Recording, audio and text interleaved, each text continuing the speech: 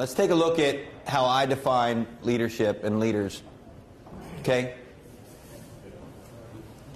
Leadership is this process here where individuals engage in a relationship, because the ship in leadership is about relationship. Okay?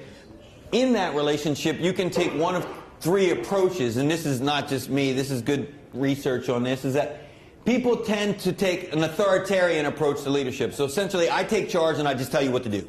Yeah? So in that relationship, I'm basically a dictator in terms of telling you this is what you're going to do, and there's no recourse for that.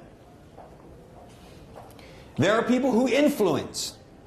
So they use influence to get others to achieve goals. And I'm going to tell you something.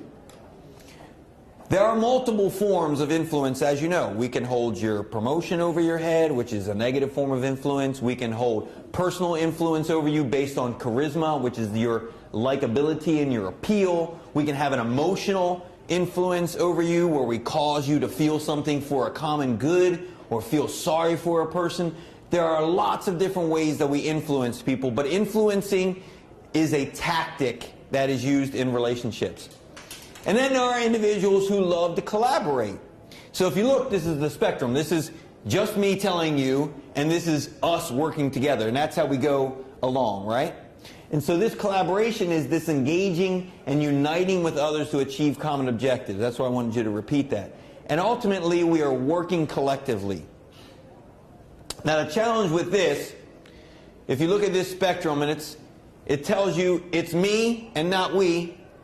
And people can take this too far, right? You ever get these people who you walk up to and they say, just do what I say. Why? Don't ask me questions. That didn't work when we were kids, right? And it doesn't work when we're adults. And yet people do this every day in leaders' positions. They engage in this type of leadership. And is it wrong to do that? Maybe.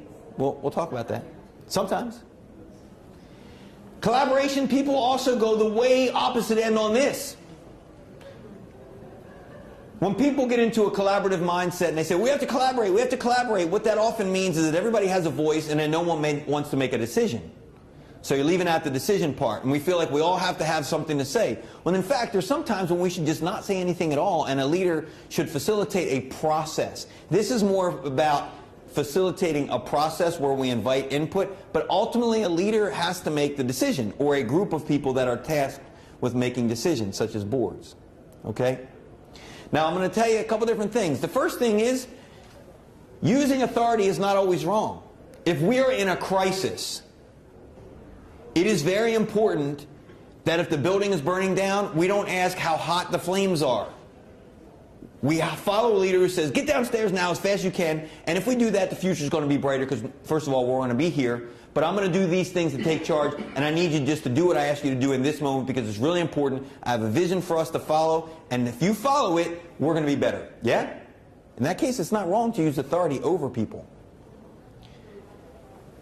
With influence, when we look at influence, think about driving someone so that they feel emotionally connected to goals. So if you use a positive form of influence and you get people to feel emotionally connected to that goal, they will work harder than if you try to provide them some form of external stimulus like days off or something like a pay increase or something along those lines. Collaboration is good. We just don't want it to go too far.